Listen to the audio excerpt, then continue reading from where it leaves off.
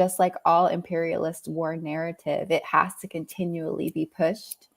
Someone in the comments mentioned that you keep repeating the lie until it becomes believable.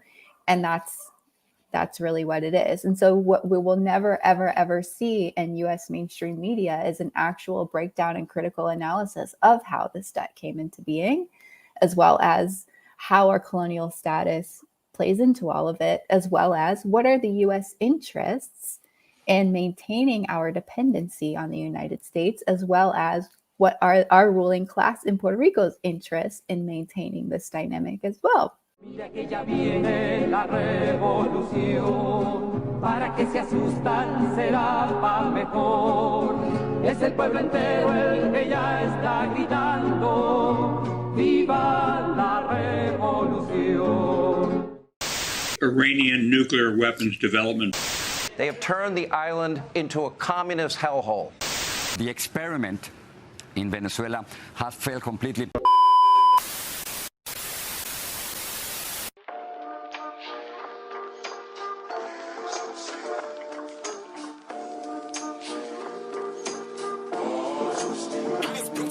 Recently in the news, we've seen this deal that came out, and I'm going to play a clip in a second with some more news about that for us to react to it.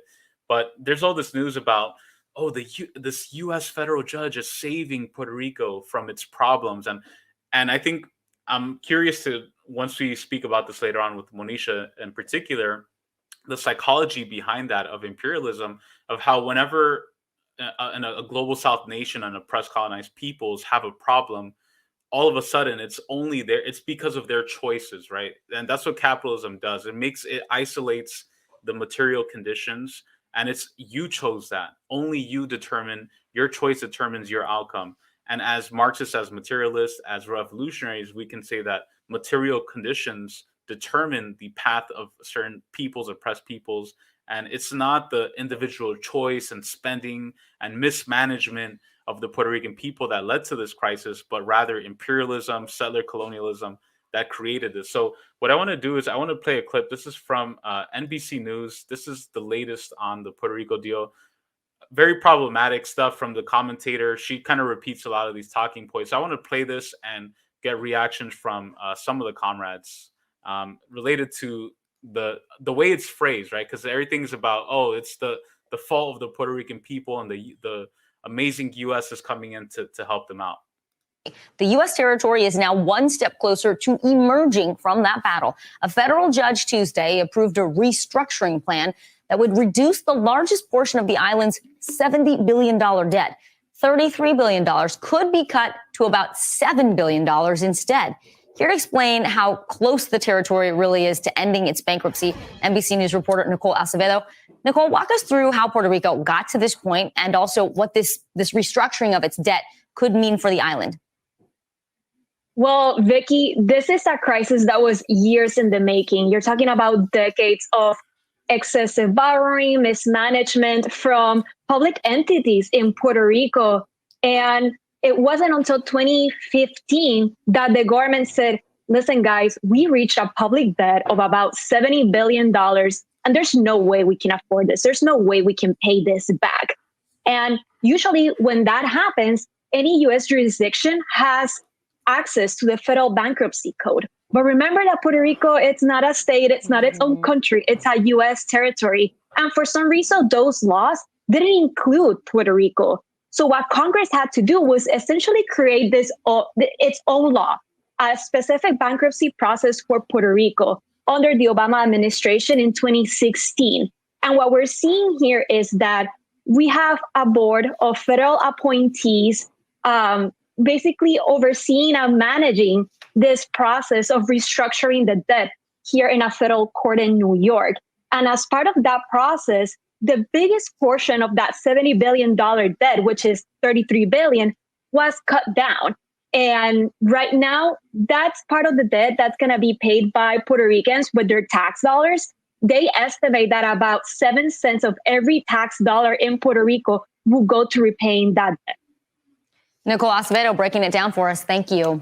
Nicole Acevedo breaking down the imperialist propaganda talking points. By the way, I love how she has the Statue of Liberty and the Empire State Building behind her, representing perfectly the empire and their financial schemes and exploitation of people around the world. Let's start off with Comrade Libre. Your reaction to this, and this is the mainstream narrative, right? This is Puerto Rico's problem. The U.S. has nothing to do with it. It's all about, and she said, mismanagement spending. And I feel like in a way it's kind of intended to remove confidence away from the state or the potential of having an independent state and trusting the private sector or the invisible hand of the market, which a lot of libertarians love. They say the problem is government and we need more free markets. Well, guess what? The problem in Boriken is the free market. The fact that all these capitalist imperialist vultures go there, there's no strong independent government to kick them out. So your reaction, Comrade Libre, to all of this? My reaction is the picture that's being painted is, oh my God, these Boricuas, they are mismanaging everything, and oh man, they really got themselves into a really bad position without giving. I like how they said, can you give us some context, blah blah blah. Yo, she did not talk about how we got invaded in 1898 and how the settler colonial government, imperialist government, is currently occupying our land. And to say that we're not a country, yo, fuck that. Yo, I'm here to say Borinquen is the country that's made up of a series of islands, and we are not mismanaging anything. In fact, part of the problem is that we don't have self-determination and sovereignty, and we're not able to make decisions that benefit our own country. And this is in the laws, such as the Jones Act of 1926. We're not going to get into it, but folks should look into that. But it lays the foundation from a policy level as to the fact that we don't get to make any financial decisions, any economic decisions.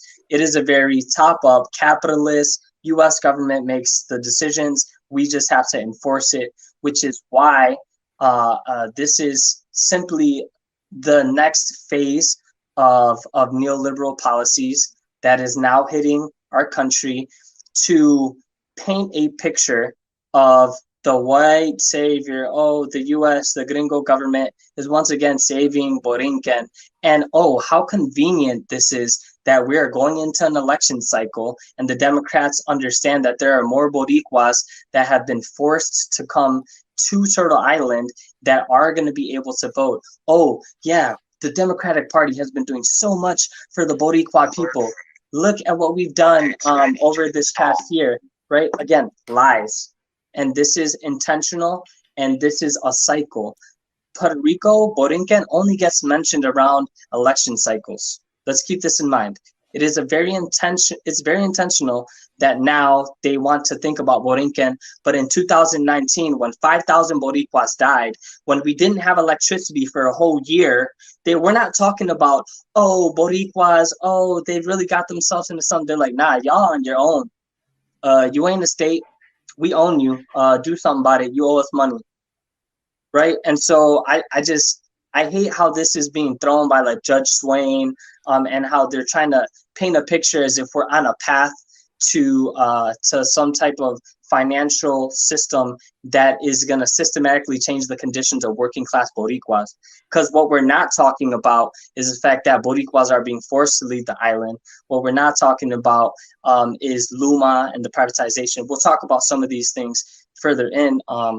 But yo, the idea that that this is helping, that this is feasible, is just entirely a lie, and we know that because they're getting ready to shut down 84 schools. We've already shut down 250. We're not talking about how the debt's getting paid.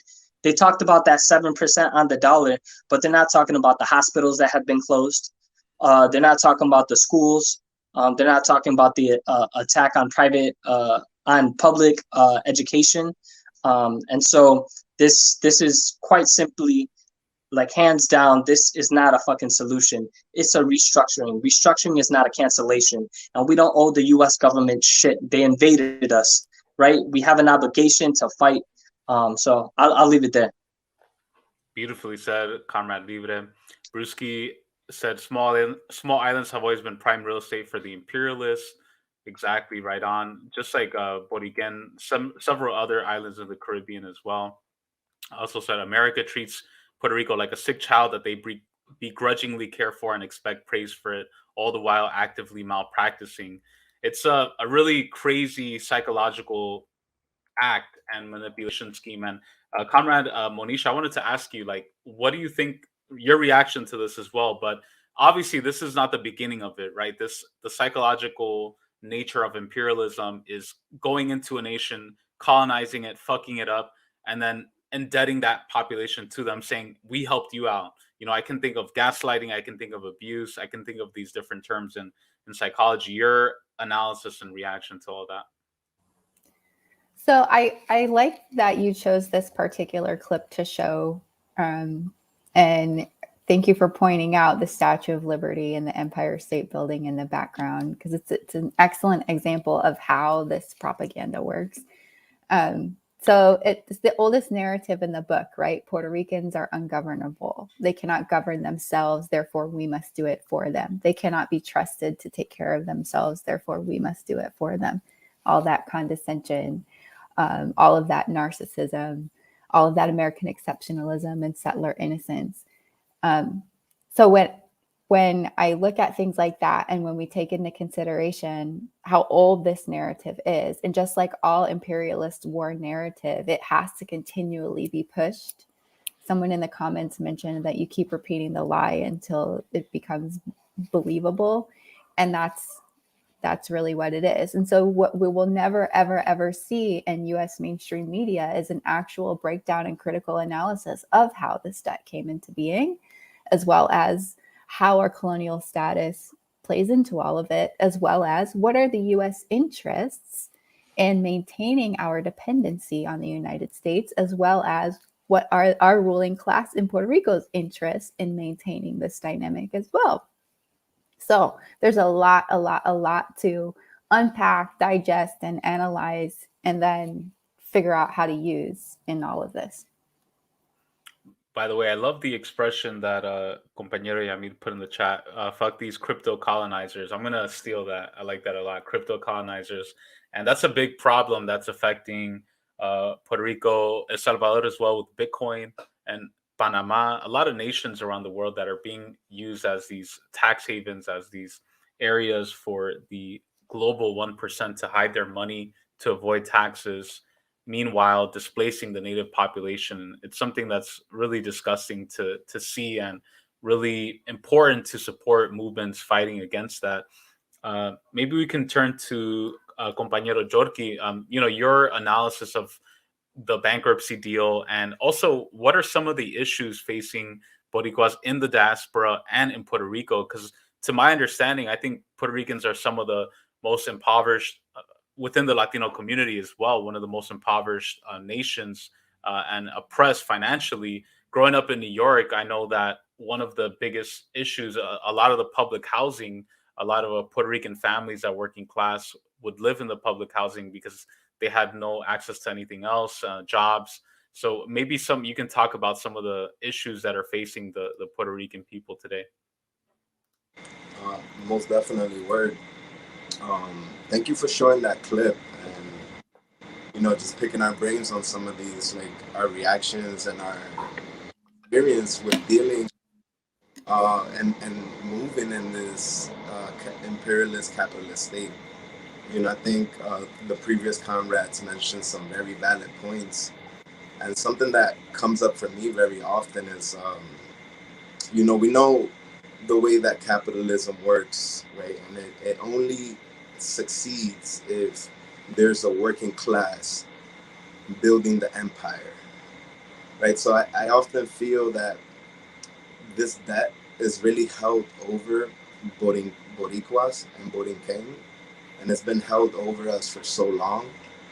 But one thing that they never talk about is how much money they've exploited or extracted out of our own people for years, for centuries. Alone in 1 year, around seven, if my number, please correct me if I'm wrong, but the numbers that I've seen out of Borinquen, out of Puerto Rico, around 7 to 8 billion gets generated, if I'm not mistaken. Yet what we receive in support, it's not even a fraction of that. So for me, what it brings up is really this this way of imperialism working, that it's sort of, it's an extreme version of what we grew up around, right? In school, it's bullying. It's like we walk into school and immediately this bully is coming to our face saying, "Hey, where's my lunch money?" And we're like, "I need lunch money. This is my lunch money. Like, what you mean?" So I I'm also grateful for everyone that's done this work in the past and how it's motivated and inspired a lot of us to be where we're at today. So I share to that, more power to that. And I feel like right now that Boricuas are realizing this, and they've been realizing this for years, right? And it's been a constant like back and forth of them trying to sedate us and seeking to kind of keep that veil over our eyes and say, oh, well, you're not going to survive without us. You're not going to be able to. And that also leads to that power over to say, oh, because of this debt, now we have to implement these laws and these tactics. But I'll leave it there for now and let the rest of the comrades speak. I think it's straight up bullshit, to say the least. Most definitely. Yeah, it's something that is really insane. And when you mentioned the value that has been extracted from Puerto Rico, when we talk about the 1800s, sugar in the 1800s was in some cases considered more valuable even than gold. And where is sugar fertile? Where is it planted? Borica, Puerto Rico was one of the biggest sugar exporters forcefully in the 1800s. And so much of the sugar that developed the United States economy, even when we're talking about the Domino Sugar Factory and all these sugar companies, so much of that wealth was extracted from Puerto Rico.